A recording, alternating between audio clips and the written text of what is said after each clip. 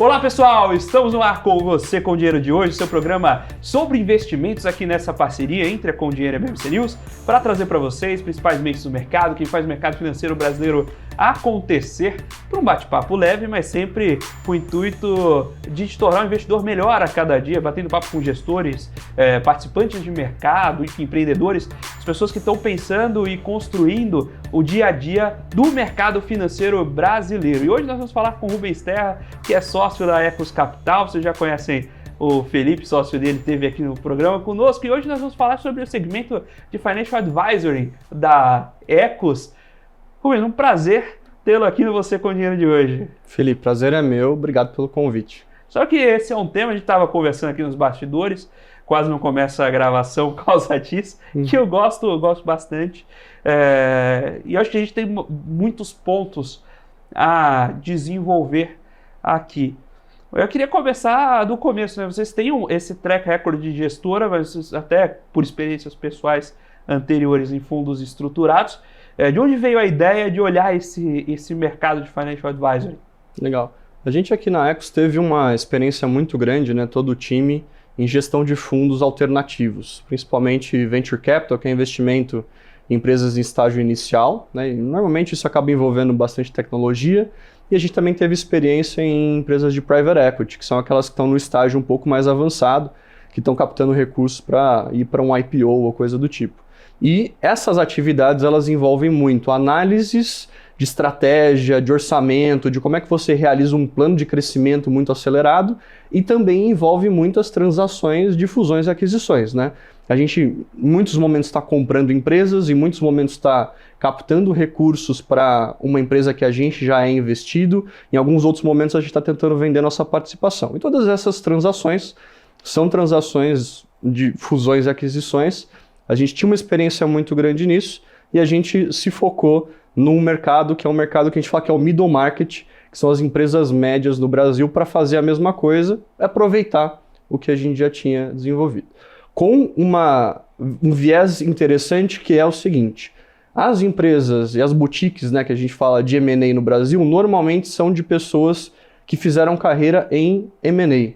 Nós viemos com uma visão de operador de empresa e de investidor. Então, quando a gente faz um processo de M&A numa empresa, a gente traz a visão de como eu, como investidor, olharia para essa empresa. E, obviamente, isso facilita muito todo o processo. E tem um ponto aí que eu acho que é fundamental também, é o momento em que o empresário, o empreendedor, pensa em virar a chave. Por que eu vou procurar o mercado?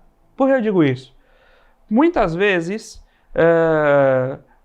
o empreendedor eventualmente demora demais, ele perde o timing de ir ao mercado e ele vai em circunstâncias ruins. Sim. Como vocês têm essa visão de comprador, eu queria aproveitar um pouquinho para provocar aí, do ponto de, obviamente o comprador quer comprar barato, né? Mas qual deveria ser o start para o empreendedor pensar no movimento de M&A antes que ele descarrilhasse, digamos assim? Sim. Ou também para não ir cedo demais e não aproveitar o potencial da empresa, vender um negócio que é muito imaturo ainda. Sim. A gente tem alguns triggers que podem acontecer, eu vou te citar 3. Assim. Um deles é um que é bastante comum, que é sucessão.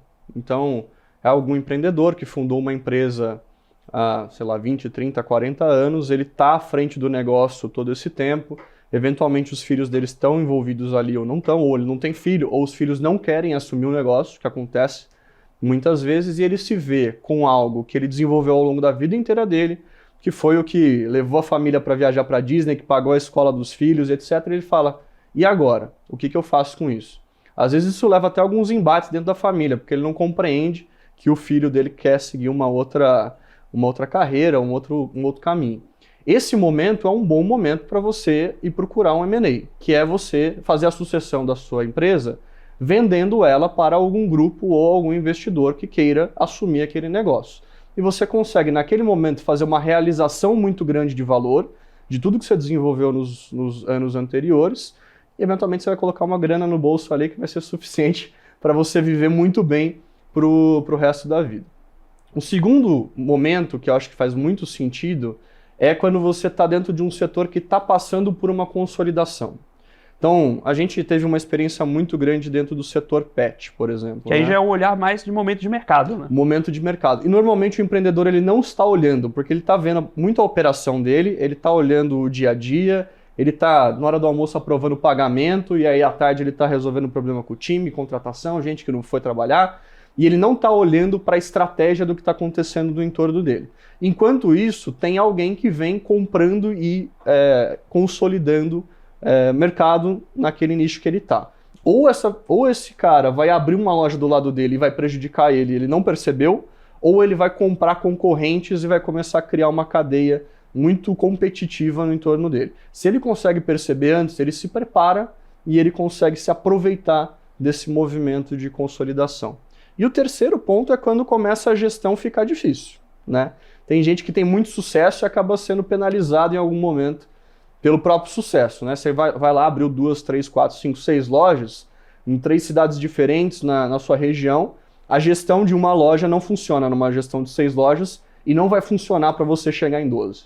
Então esse pode ser também um momento de buscar um investidor, alguém que tenha experiência em fazer esse movimento, que vai te apoiar com capital e também com estratégia para que você dê o próximo passo para a sua empresa. Você tem um ponto aí, você comentou de trazer uma liquidez. Muitas vezes o empreendedor, empresário, ele tem um patrimônio elevado no papel, mas que ele nunca pôde usufruir. Exatamente. Você tem, aquele dinheiro está preso na companhia.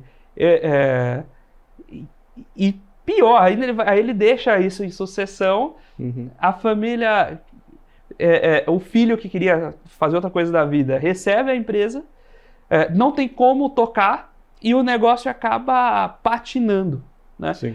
Então você acabou perdendo totalmente aquela curva de valor do negócio. Exato. E até no próprio momento, você comentou o crescimento de lojas.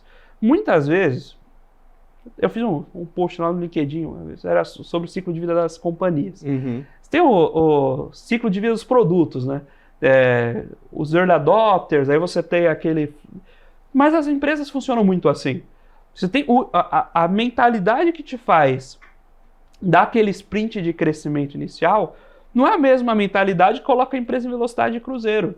São capabilities diferentes mesmo em cada momento. E às vezes, se você tenta tocar o barco da forma como ele vinha sendo tocado, você começa a destruir valor. Você não é tão eficiente. Mas o que eu gosto de dar é o seguinte: você é um empreendedor, está começando um negócio. Às vezes você vai visitar um cliente você está no seu primeiro 1 milhão mensal de faturamento. Aí você vai visitar um cliente com um cheque de 100 mil por mês. Pois o cara é 10% da empresa. Sim. Você vai virar à noite atendendo aquele cara. Isso. Só que quando a empresa estiver faturando 10 milhões, não faz sentido você virar à noite atendendo aquele cara e eventualmente no outro dia você perde um dia de faturamento da empresa. Aquele cara não é mais um dia de faturamento da empresa. Essa visão não é natural. Não é natural do ser humano ir mudando a cabeça ao longo do tempo. Então, às vezes, você vai trocando a gestão, é normal. Exato. Só fazendo um parênteses no que você falou, acho que tem uma outra situação muito importante para buscar um M&A, que é quando você recebeu uma empresa e você não quer tocar, né? Então, a gente pode antecipar o processo e o próprio fundador fazer a transação, mas já aconteceu, inclusive, conosco, casos de pessoas que herdaram a empresa e falaram assim, eu não sei tocar isso aqui, eu não sei o que fazer. E aí tem até um ditado que fala, né? O pai constrói, filho destrói. É piada, mas assim, é porque às vezes a pessoa não queria estar ali, ou ela não se preparou para aquilo e acabou recebendo o negócio e não sabe o que fazer. E muitas vezes a pessoa não sabe quanto aquilo vale, às vezes vale milhões de reais. E ela não parou para pensar naquilo, né? E o que você falou é muito interessante. A cabeça de gestão, ela vai mudando muito. Como você falou, né? O cara vai lá e vai passar a noite atendendo um cliente de um cheque de 100 mil reais. No começo de uma empresa, e eu tenho certeza que quem é empreendedor vai se identificar muito com isso, é muito trabalho duro. É você virar à noite, é você trabalhar no fim de semana, barriga no balcão, fazendo as coisas, um pouco cruz e cabeceia, né? Faz de tudo, garante que você está vendo o que está acontecendo, faz a gestão muito próxima das pessoas. E conforme o teu time vai crescendo, com, sei lá, 15, 20, 30 pessoas na empresa, você sabe o nome de todo mundo. Quando tiver 300, você já não sabe mais. Tem alguém contratando pessoas para sua empresa. A coisa muda. E o jeito de fazer gestão muda. O jeito de pensar muda. A alocação do seu tempo deveria mudar. As pessoas que você vai trazer para dentro da empresa deveriam mudar. A governança também. Então, muita gente falha em fazer essa transição por desconhecimento de que ela deveria existir. E não vai buscar alguém que tenha a capacidade de dar o apoio nesse processo, que não é simples. E aí, tem um outro ponto aí. As empresas, geralmente, elas não se preparam para serem vendidas. Né? Eu vou jogar essa pergunta para você. Quando vocês têm um processo lá para capturar a empresa, ela chega redonda para ir para mercado? Normalmente não. Muito difícil. Muito difícil. Em geral, a gente precisa fazer o que a gente chama de agenda de geração de valor antes de começar a fazer uma prospecção de investidores. Porque tem uma série de coisas. Tem uma questão de acesso a dados, que normalmente não é tão redondo. As pessoas nunca pararam para pensar na empresa daqui 3, 4, 5 anos. Então o cara está resolvendo o dia a dia ali. Se você perguntar qual que é a tua meta de receita para esse ano, como é que você vai chegar lá? Quem que você vai ter que contratar para realizar esse plano? Normalmente as pessoas não sabem responder.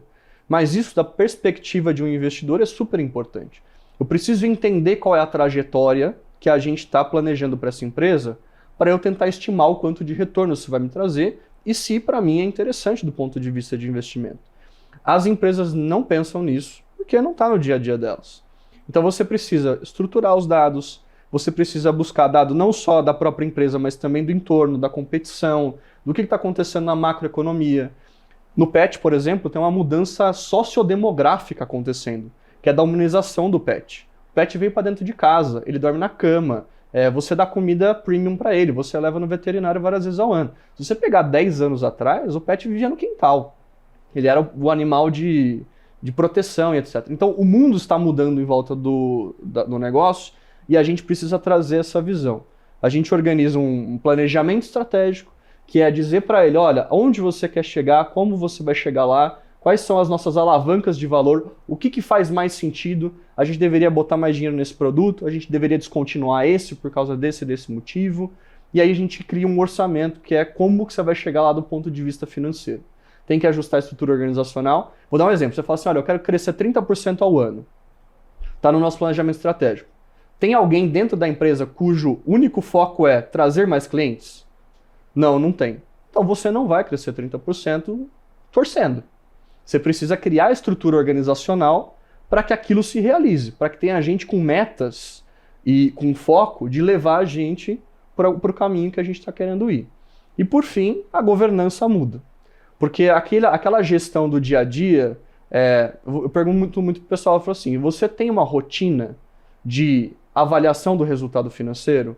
Você tem uma rotina com o seu time de sentar com os gerentes da empresa para conversar com eles de temas específicos?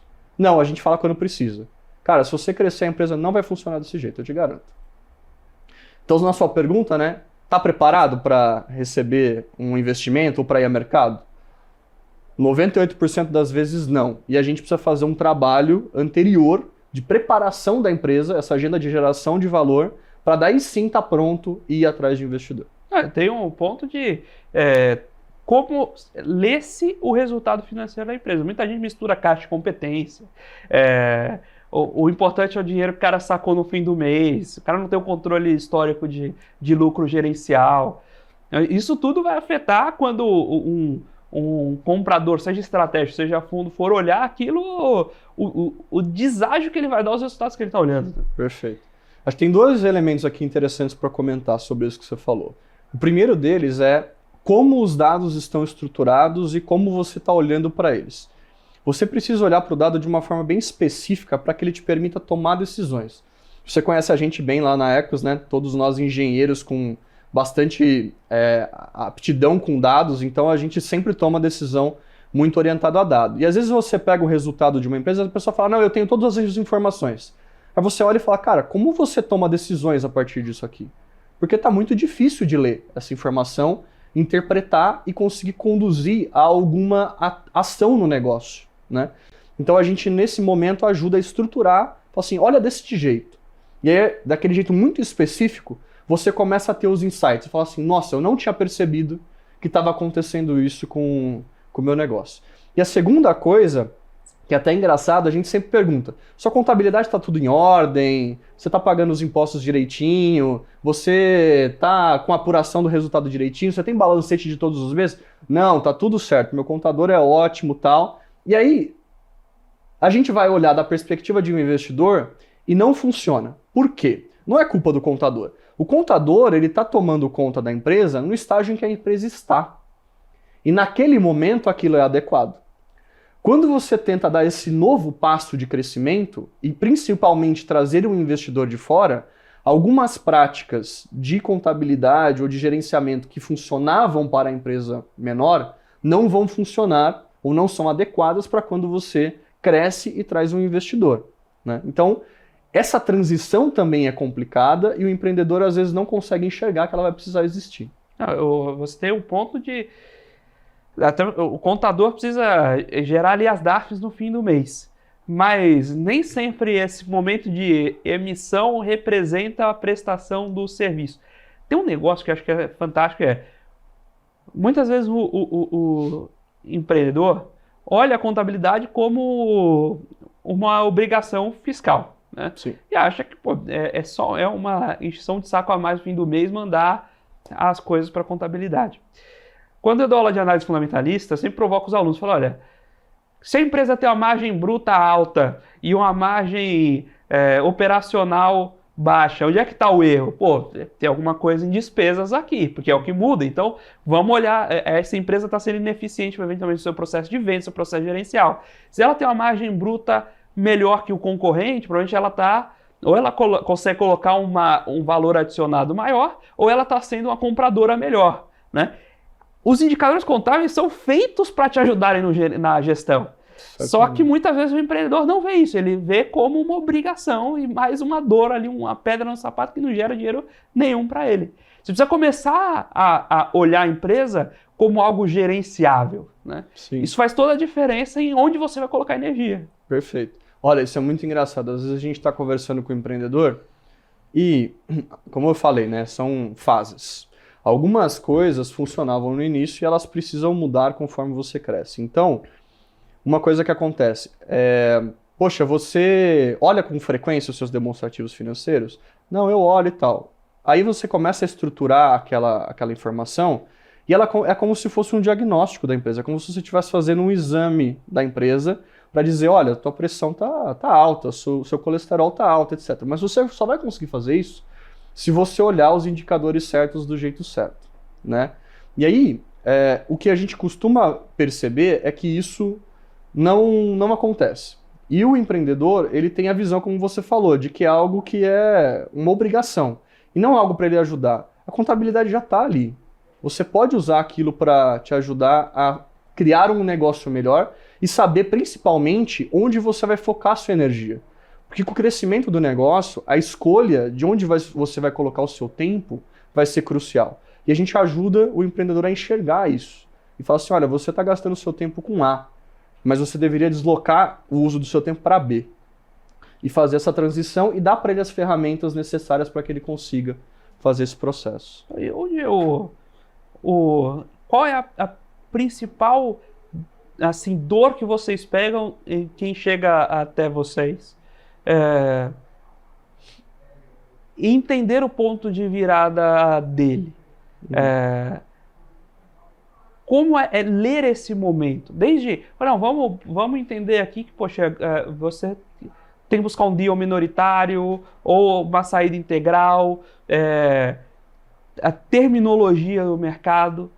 Qual a principal dor que quem procura vocês começa tendo e como você vai transformando isso para uma dor que seja solucionável?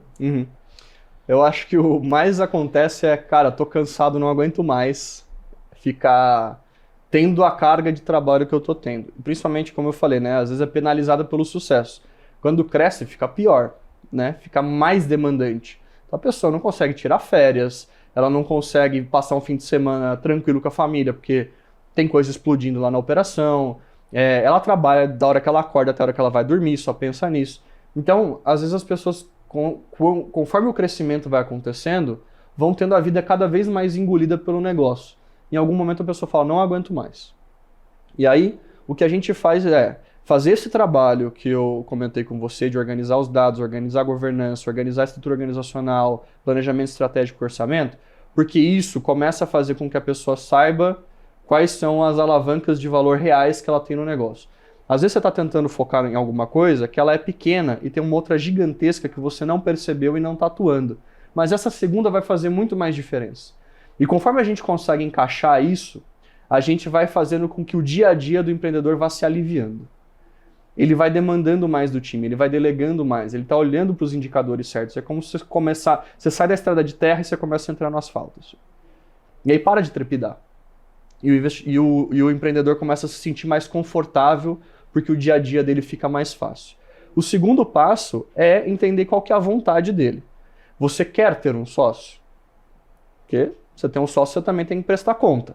Vai ter alguém para te ajudar com capital, vai ter alguém para te ajudar a pensar, mas vocês vão ter que entrar em acordo numa série de coisas e não tenha dúvida. Várias vezes as pessoas vão discordar, né? Principalmente porque se você está entrando numa agenda de crescimento acelerado, você vai precisar mudar um pouco o jeito que as coisas estavam sendo feitas, né? Então isso é desconfortável. Você quer isso para você? Ou não, quero jogar golfe, como você falou, né? Vou botar um dinheiro no bolso, vou passar um tempo aqui fazendo uma transição, vou entregar a chave e vou fazer outra coisa da minha vida. É isso que você quer? Então parte muito de trazer as alternativas para o empreendedor. Olha, você pode fazer isso, você pode fazer isso, você pode fazer aquilo. Porque muitas vezes a pessoa nunca parou para pensar nisso de fato e não sabe o que é possível fazer.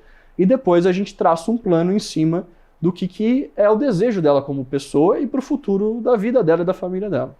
Isso vai no ponto de...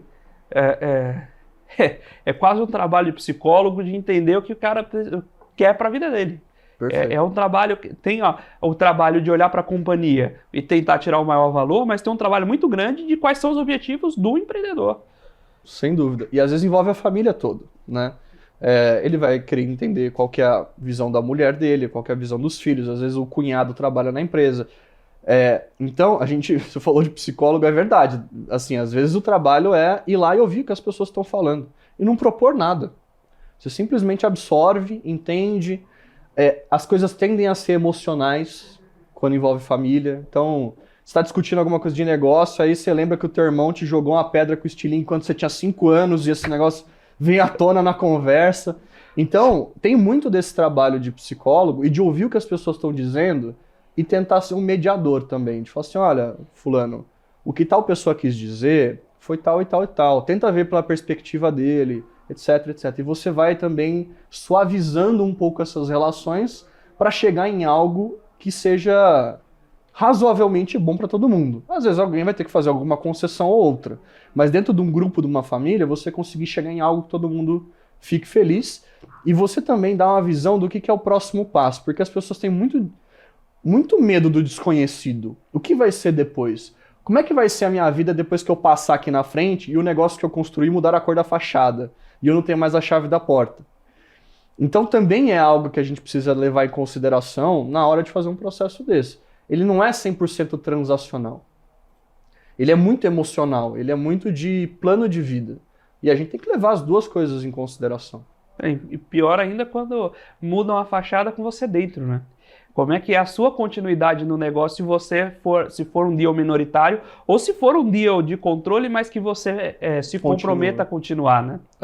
Exato. E cada situação é uma situação diferente. Então a gente precisa, de fato, conseguir dar para o empreendedor a perspectiva do que é aquilo que ele está se propondo a fazer. Quais são as consequências positivas e negativas daquele tipo de transação na qual ele está entrando. O que vai acontecer? Onde possivelmente vai dar problema? E a gente já trazer tudo isso para ele que ele avalie se ele está de acordo ou não, para não ter surpresa depois. E aí, Felipe, eu acho que vem um ponto que é importante trazer, e obviamente que eu tenho um motivo para falar isso, mas é muito importante neste momento, que talvez seja o momento mais importante da tua vida como empreendedor, que é quando você vai realizar o ganho de tudo que você construiu na sua vida, ter alguém de qualidade te assessorando. Isso é extremamente importante. Vão ser transações de milhares ou milhões de reais, vão ser acordos de acionistas, acordo de governança, vai ter cláusula de indenização, vai ter cláusula de garantia, vai ter uma série de coisas que não são do dia a dia do empreendedor e ele precisa ter alguém que sabe como esse processo funciona ajudando ele. Porque a chance de dar errado depois, sem uma boa assessoria, é muito grande num momento em que nada pode dar errado. Agora, você tocou num ponto, e aí eu vou tá aqui fazer as perguntas difíceis. Não vou, gosto muito de vocês, não posso aliviar, então eu tenho que fazer uma pergunta que é muito objetiva, que é o seguinte. O advisor, usualmente, tem a sua remuneração no sucesso, tá? Saindo do deal. Eventualmente tem um retainer, mas esse deveria ser irrelevante para o tamanho do deal. Sim. Ok. Dito isso, sabendo que as empresas chegam e muitas vezes não estão prontas para o M&A, ou, no limite, não é a melhor saída para a empresa fazer o deal. Como é que vocês vão calibrar o momento de falar para o camarada, para o empresário, para o empreendedor? Não faz o deal que não é o momento. Ou então vamos por outro caminho, puxa, sei lá, faz uma... A gente estava conversando antes da gravação. Faz uma dívida, emite uma dívida, mantenha a sua estrutura, mantenha o controle, porque não é isso que você quer. Sabendo que sua remuneração está na taxa de sucesso. Perfeito. Acho que só para explicar um pouquinho, né? O retainer que você comentou é um valor fixo que a gente cobra para começar a trabalhar no deal. Nem todo deal de M&A vai ter um resultado positivo, isso é importante dizer. Às vezes a gente vai fazer um acesso de mercado, vai atrás de investidor e a gente, por uma série de motivos, não vai encontrar. Uma das coisas que acontece e que a gente tenta filtrar logo no início é a expectativa do empreendedor versus o quanto é o valor de mercado da empresa. Então se o cara fala que a empresa dele vale 5 vezes mais do que todas as últimas transações que aconteceram no setor, eu falo, cara, desculpa, não consigo te atender. Porque eu sei que eu vou chegar depois com uma série de propostas para ele e ele não vai aceitar. Então o retainer ele existe para isso, para eu conseguir colocar o meu time para trabalhar e com qualidade levar o deal para uma transação ou conseguir apresentá-lo para investidores. Principalmente porque eu posso ficar apresentando várias propostas para ele e o empreendedor por algum motivo não aceita ou não quer mais fazer. E aí eu trabalhei às vezes um ano e meio em algo que não vai ser para frente. Então precisa ter essa taxa até para ele estar comprometido em fazer algo em relação à transação. E é a parte que a gente cobra que é no sucesso, que é um percentual do valor que a gente consegue fazer na transação, e aí sim tem um alinhamento de interesse gigantesco, porque quanto mais caro eu conseguir vender a empresa, para ele é melhor, para mim é melhor. Você falou sobre a gente conduzir o investidor para uma transação que não necessariamente é o melhor para nós, né? A gente tem na Ecos uma visão muito de longo prazo, de parceria. Aconteceu recentemente, o empreendedor veio procurar a gente por indicação e ele disse que ele queria captar 50 milhões de reais para fazer uma expansão. Olhando os números da empresa ali, a gente viu o faturamento, viu taxa de crescimento e falou assim, olha, se você captar hoje 50 milhões de reais, você vai perder o controle da empresa. É isso que você quer? Não, não é isso que eu quero. Eu estou num plano de crescimento, eu já estou fazendo, olha o plano que eu estou fazendo, etc, etc. Eu falei para ele, a gente, né, como time lá na Ex, falou, olha, eu acho que você não deveria captar 50 milhões de reais. Lembrando que eu ia receber um percentual do valor da transação. Eu falei, vamos fazer um planejamento financeiro e ver de fato o quanto você precisa de dinheiro para dar essa próxima pernada dos próximos 12, 18, 24 meses? E aí você fazia... Exato, cara, talvez vai ser 10, talvez vai ser 15, talvez vai ser 5 milhões agora, para você conseguir dar essa próxima pernada. E aí, quando você fizer isso, o valor da sua empresa vai ter aumentado para tanto, e aí a gente faz o resto. E talvez ao invés de você ter que abrir mão de 55%, 60% da empresa, você vai abrir mão de 15%, 20%. Para você tá ok assim? Não, vamos seguir assim então. E eu, né, joguei a minha remuneração lá para sei lá quando, né, anos para frente. Mas a minha responsabilidade é trazer a melhor assessoria para aquele cara. Eu quero que ele tenha sucesso e eu quero que eu possa acompanhar ele ao longo desse sucesso. Então a gente tem muito essa cabeça, assim, cara, o empreendedor é meu cliente, ele é meu parceiro e a gente vai fazer esse negócio junto da melhor forma possível. Não me importa se depois a remuneração vai ficar para frente, eu sei que ele vai gostar do meu serviço, ele vai me indicar para alguém, eu vou conseguir fazer mais negócio. Então a gente não fica olhando para a transação específica, a gente olha muito para o contexto. Maravilha, estamos batendo esse papo com o Rubens Terra, sócio da Ecos Capital, falando um pouco sobre advisory, sobre o mercado de M&A, onde o empreendedor deve olhar para esse mercado e como se programar para acessá-lo, além, naturalmente, de quais gatilhos ele deve observar, o que ele deve acompanhar e o que ele precisa para acessar esse mercado. Agora nós vamos para um breve intervalo, daqui a pouquinho estamos de volta com o segundo bloco do Você com Dinheiro de hoje. Olá pessoal, estamos de volta aqui para o segundo bloco do Você com Dinheiro de hoje, batendo papo com o Rubens Terra, sócio da Ecos Capital, sobre Financial Advisory, sobre como pensar e desenvolver esse mercado. Você que é empreendedor e pensa numa eventual saída no M&A ou mesmo numa captação para expansão, como olhar esse mercado e como adentrar aqui, como se preparar para um eventual deal como esse.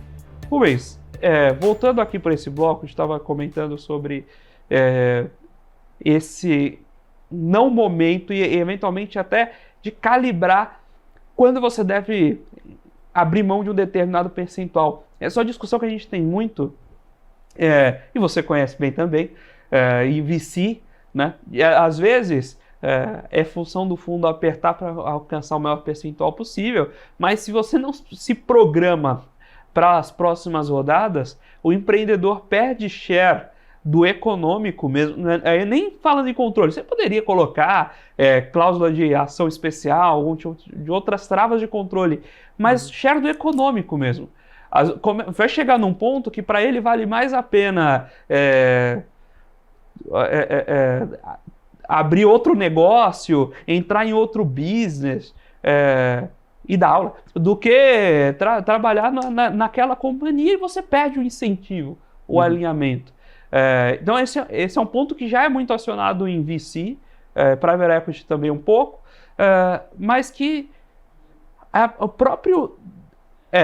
própria ida ao mercado tende a começar a pedir mais essa atenção. Um outro ponto que tangencia isso é o tamanho da empresa que vai ao mercado. E a gente sabe que os custos de uma transação como essa são muito grandes. E aí o acesso ao mercado fica travado para uma companhia que eventualmente não precisaria. Ela já é tão geradora de caixa que não faz sentido, ou em circunstâncias. Como vocês foram desenhar que mercado vocês iam atacar? Geralmente qual é a persona que procura vocês e que vocês procuram por? Legal. A gente busca empresas que tenham faturamento entre 10 e 200 milhões de reais. A gente sabe operar com empresas maiores, já fizemos várias transações com empresas maiores, principalmente quando a gente estava no papel ali de investidor em private equity, etc. Mas essa persona do 10 ao 200, ela é a que a gente mais gosta, porque 10 é suficiente para você conseguir arcar com os custos de uma transação em geral, e 200 já está naquele nível em que a empresa tem um bom apelo para investidor, e ela já está num nível de complexidade muito alta, que normalmente é o momento em que ou ela começou a estagnar, ou os empreendedores já não conseguem mais e não querem mais tocar. Então esse intervalo ele é bastante interessante para a gente trabalhar. Empresas menores do que 10 milhões de faturamento, e até em torno dos 10, a gente normalmente indica que a gente entre num processo de consultoria estratégica para promover o crescimento e tentar chegar num valor que seja mais adequado para uma transação. Inclusive do lado do comprador tem um pouco isso, porque como a transação é complexa, às vezes você vai ver um consolidador, por exemplo, ele vai olhar e falar assim, olha, estou mapeando o meu mercado e eu vou selecionar o que são os targets, né, para a minha consolidação. Ele vai tentar fazer as transações que mais agregam valor para ele. Então ele vai preferir fazer uma transação de 10 milhões do que fazer a aquisição de 5 empresas de 2 milhões. Porque são vários sócios, são várias transações difíceis, você tem que fazer diligência em várias. Então ele vai priorizar os maiores negócios. Tá? Então acho que essa faixa aí do 10 ao 200 É legal, menos do que isso, precisa de um trabalho prévio de crescimento. E o que eu costumo dizer é, para o empreendedor que está nessa fase, não tem jeito de você sair com uma empresa pior do que quando a gente começou. Não tem jeito. Assim, eu tenho muita convicção em dizer que a gente vai conseguir promover mudanças relevantes ali. Não porque o empreendedor não tem a capacidade de fazer, mas tem uma vantagem muito grande de estar de fora. Ele está no dia a dia lá, na loucura do dia a dia, barriga no balcão, né, que a gente fala, está fazendo compras, está falando com o time, está aprovando pagamento, está falando com a contabilidade, está resolvendo o problema de tudo que está acontecendo, e a gente está de fora olhando, né? Então isso traz uma vantagem muito grande, e com metodologia que a gente veio desenvolvendo e aperfeiçoando há muito tempo, tenho certeza que a gente vai melhorar. Então são esses os dois públicos aí com produtos diferentes, de certa forma. O gargalo de valor se consegue destravando, você consegue virando essas chaves, né? Exatamente. E como eu te falei, né, a nossa perspectiva na hora que a gente está fazendo isso com um empreendedor que está numa fase anterior é quase como se eu fosse um investidor e eu estou dizendo, olha, se eu estivesse entrando na sua empresa como fundo para investir, ou como um estratégico, que já foi posição em que nós estivemos também em outras situações, eu faria isso. Vamos tentar seguir esse planejamento estratégico? Vamos. A gente faz um ciclo lá. Normalmente, dos 8 a 24 meses é o legal para você capturar um valor relevante. Depois, a gente faz um outro ciclo, que é daqui para frente, como eu, como investidor ou estratégico, faria. E você vai fazendo isso. Até o momento em que você fala assim, cara, agora está pronto. Para ou você vender, ou você ir atrás de um investimento. E eu consigo trazer para ele quais são as perspectivas e as preocupações que o investidor teria. Né? Então, como eu falei, a gente está num jogo de longuíssimo prazo. Quando você traz esse ponto, uma outra coisa que eu penso muito é, o mercado, naturalmente você conhece melhor que eu, mas o mercado de IB, geralmente ele tem o banco de investimento, puro sangue, baseado lá no JP Morgan, do começo do século XX, que ele é o ciclo inteiro. Uhum. Né? Aí o pessoal fala de Chinese Wall, essas coisas, mas na prática é o seguinte, o cara é o dono do banco, ele é o advisor e ele também é o dono da gestora. Uhum. Então se ele quiser... Tem um banco aqui no Brasil que faz isso muito bem, inclusive. Você chega um mandato, se o negócio for muito bom, você compra, se ele for médio bom, você coloca na sua gestora, se ele for mais ou menos, você vai ao mercado. Mas o fato é que o cara tem o ciclo completo ali, inclusive para capitalizar o empresário que chega. Uhum. O empreendedor do middle market, muitas vezes ele não tem nem acesso ao mercado de capital. Ele não tem alguém na companhia, ele não tem um CFO. Sim. CFO, tem um gerente financeiro, etc. Mas não tem um CFO que... Alguém realmente um sênior que teve experiência de fazer a gestão de uma empresa complexa na parte financeira. Que isso não conheça existe, os né? produtos. O cara que consiga ir pensar em emitir dívida, Uhum. o cara consiga falar, eu tenho fulano, Beltrano, Ciclano, que trabalham com, esse camarada tem o FDIC, eu posso buscar por aqui, eu não, vou pensar em emitir uma debenture, faço uma debenture financeira. São pouquíssimas empresas que têm acesso a isso. E quando você vai para o advisoring desse camarada, também ele está olhando só a colocação no mercado. Isso. Falta acesso ao mercado de capitais para fazer essa ponte. Sim. Como é que vocês olham para esse preparo do ponto de vista financeiro e da conversa com o mercado de capitais para esse middle market? Perfeito. Eu acho que no middle market, como você falou, né? E às vezes quando você vai fazer o desenho do plano de crescimento, você vai perceber que você precisa de dinheiro. Né? Organicamente, você não vai conseguir atingir aquilo. Alternativa 1, reduz a velocidade, para a gente fazer caber dentro do fluxo de caixa que a própria empresa é capaz de gerar. Alternativa 2, vamos buscar uma fonte de capital. E aí, dentro da circunstância que a gente está vivendo, a gente vai ter que olhar, e aí com a experiência, né, de ter visto estruturas de capitais e conhecer os produtos, dizer, olha, eu acho que o melhor para você agora é pegar uma dívida assim, uma outra assim, fazer uma antecipação de recebível aqui, ou não, para de fazer essa antecipação, vamos pegar uma dívida mais barata de longo prazo, a gente vai encaixar no fluxo de caixa assim, assado, daqui para frente a gente vai buscar um equity com esse perfil de investidor, porque isso também é outra coisa, né? Existem investidores com perfis diferentes, e cada um deles está adequado para uma fase da empresa. Então a gente, durante o planejamento estratégico e o orçamento, a gente vai perceber se a empresa vai precisar de dinheiro, às vezes daqui 2, 3, 4 anos. Como é que a gente faz para suprir essa necessidade de capital e a gente dá uma recomendação de quanto que ele vai precisar. Se aí a gente for entrar num processo de ajudá-lo a conseguir o crédito ou conseguir etc., é um outro escopo de projeto, porque aí a gente vai ter que fazer uma rodada de falar com um monte de banco, negociar contrato, etc. Mas a gente também consegue fazer essa passada de conseguir o dinheiro para ele na estrutura de capital que seja mais adequada. Então, essa parte de estruturação financeira do planejamento estratégico vem a ser muito importante também. Abrindo um pouco, pegando um pouco do negócio de vocês, como vocês encontram essas empresas? Como é que é a ponte com o empreendedor que vocês eventualmente vão se relacionar? Naturalmente tem muita indicação, porque as pessoas conhecem o nosso trabalho, conhecem a gente do mercado, ou já tiveram de alguma forma algum atendimento nosso no passado, então a fonte de indicação sempre existe. A gente tem uma série de parceiros que nos trazem oportunidades dentro das carteiras de clientes deles, escritórios de advogados, escritórios de contabilidade, às vezes até gestores de patrimônio, que dentro das suas carteiras de cliente tem empresários e etc. E acabam trazendo um negócio para a gente.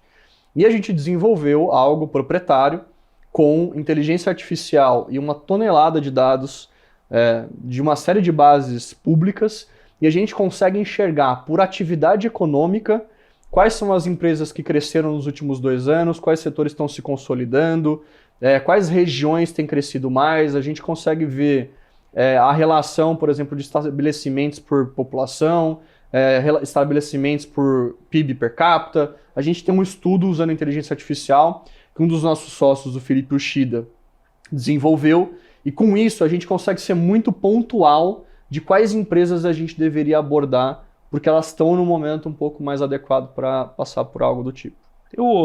Como vocês vão olhar para o empresário?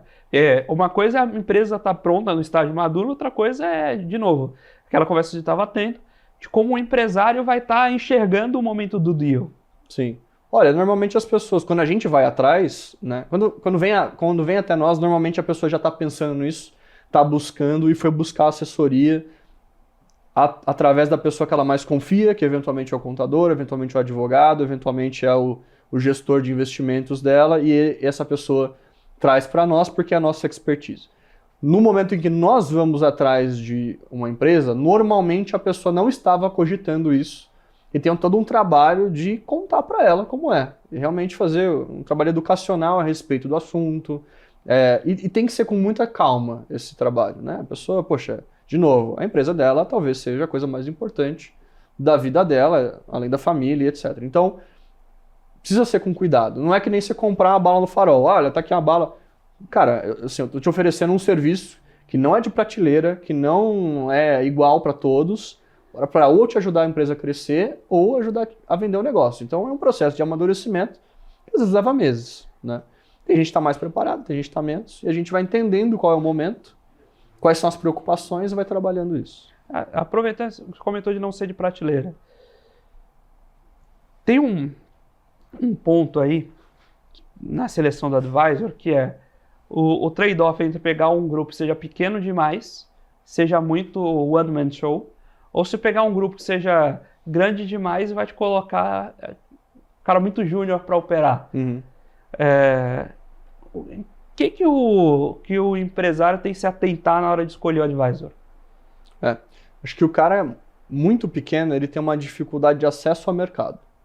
Tá? Então, eventualmente tem alguém muito bom lá, que realmente tem experiência, que sabe fazer, mas o M&A ele dá muito trabalho por assessor, muito mesmo, assim. Tanto que tem piada, né, na internet, para quem é do meio aí, que o cara de M&A não tem vida, que o cara trabalha no Natal à noite, tá com o computador na praia. Realmente é muito demandante para o assessor. Então, às vezes o cara que está num lugar muito pequeno, ele vai ter dificuldade de equilibrar todos os pratos que precisam ser equilibrados durante uma transação. E uma coisa que dá muito trabalho é você fazer o roadshow, que a gente chama, que é ligar para todos os... Primeiro, fazer uma lista de potenciais investidores para aquele negócio, qualificar o momento de cada um deles. Aí você marca ligação com todo mundo, entende se o cara vai seguir ou não vai seguir. Aí você manda um pacote de dados básico para ele ver um pouco da transação. Aí ele decide se ele vai ou não vai. Aí você manda mais informação. Aí ele começa a te pedir estudo. Aí ele te pede Excel, ele te pede projeção financeira, ele te pede a contabilidade, ele te pede um monte de coisa. Esse processo, ele é muito demandante. E se você for falar com 2 ou 3 potenciais investidores, você não vai fechar a transação. Tem que falar com 40, 50. Às vezes o cara muito pequeno vai ter dificuldade de fazer isso. Ele não vai ter acesso ao mercado externo, que é algo que nós temos, por exemplo. A gente tem um escritório em Nova York, com um sócio que mora lá. Então você tem acesso à empresa de fora, que eventualmente pode querer vir investir aqui. Isso é importante. O cara muito grande, vamos ter 2 situações. Ou o volume das transações que ele costuma pegar não é compatível com o seu. Então tem boutiques ou bancos, etc., que só pegam transações acima de 200 milhões. Só pegam transações acima de 500 milhões. Se você chegar com uma transação de 70 milhões lá ou de 50, talvez ele vai pegar a sua. Mas o nível de atenção que ele vai dar para você não vai ser o mesmo da outra de 500. Você pode ter certeza disso. Vai colocar gente muito júnior para trabalhar. Se ele tiver que fazer uma escolha entre dedicar tempo num projeto ou no outro, ele vai dedicar no outro porque o benefício financeiro é muito maior para ele. Eventualmente até um cliente para o banco, de forma geral, é mais importante. Então, precisa ver se o seu volume de transação está muito descolado da média deles ali.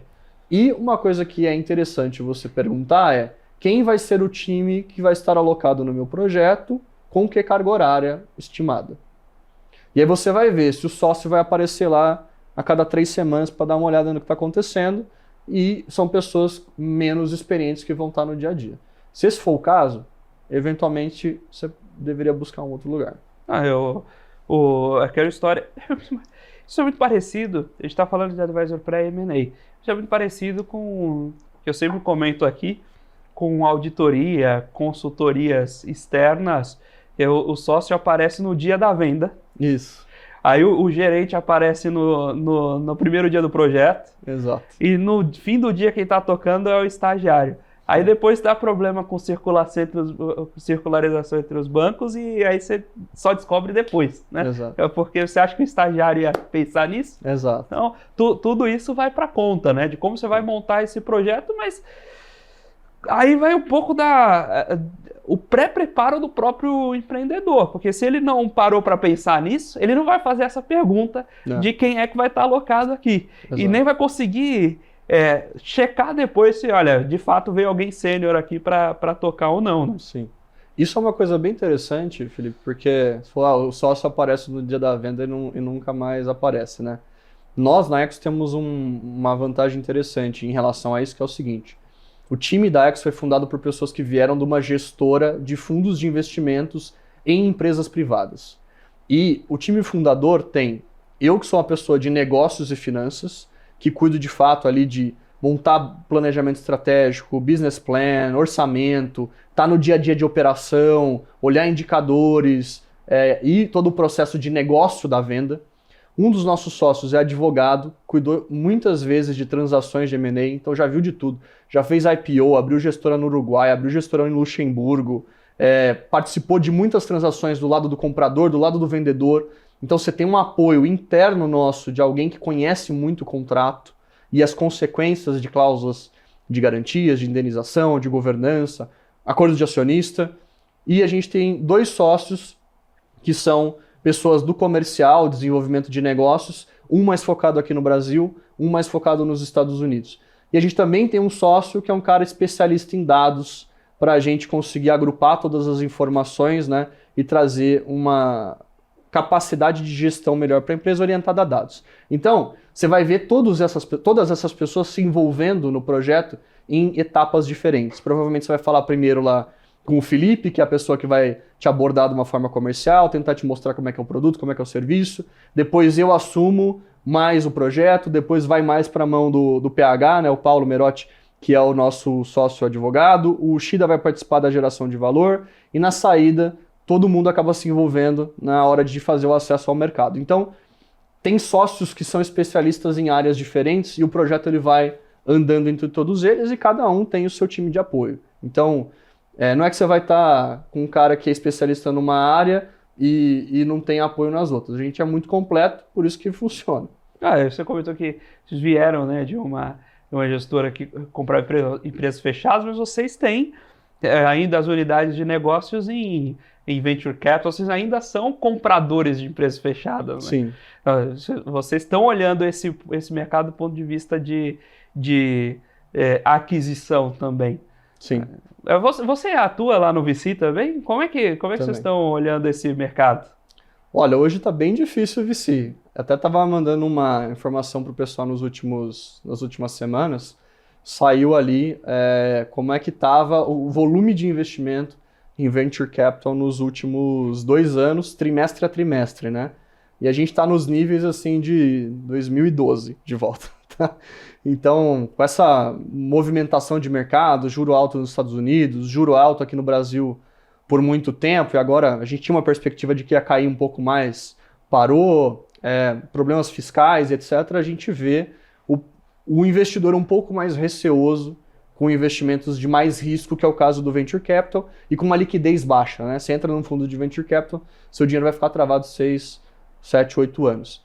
Porém, você começa a ver uma inflexão desse mercado. Então, a gente veio de uma ressaca muito grande, nós na Ecos aproveitamos esse momento para ficar cada vez mais profundos nas teses e para desenvolver um pipeline de potenciais investimentos para fazer. Se eu te falar hoje, eu tenho 5 empresas na fila ali que eu falo, cara, eu estou acompanhando esse cara há mais de um ano, estou vendo todos os avanços dele, já fiz diligência de negócio, já passei por comitê de investimento, e assim que o capital voltar a existir no mercado, a gente tem um baita de um pipeline para desenvolver.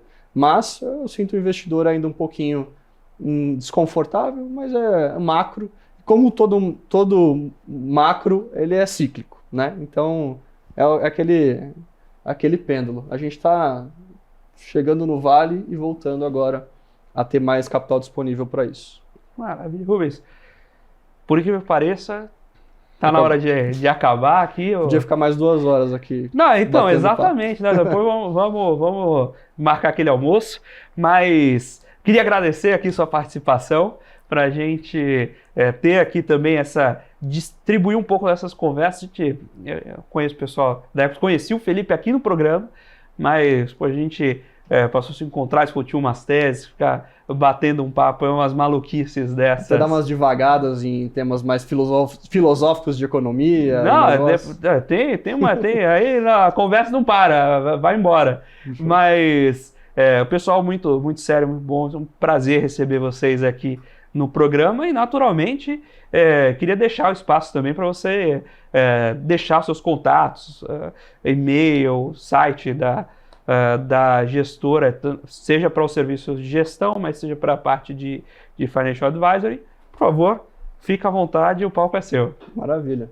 Então, a gente tem alguns canais que a gente se comunica, né? Nosso site, que é ecoscapital.com.br, nosso perfil no Instagram, que a gente posta bastante coisa de conteúdo, inclusive, que é Ecos Capital, e a mesma coisa no LinkedIn. A gente tem uma abordagem de trazer muita informação para o mercado. Então, eu te convido a entrar nessas páginas e dar uma olhada lá, que você vai encontrar informação bastante interessante. Tem alguns estudos bastante completos do setor de energia, do setor de Venture Capital que você comentou.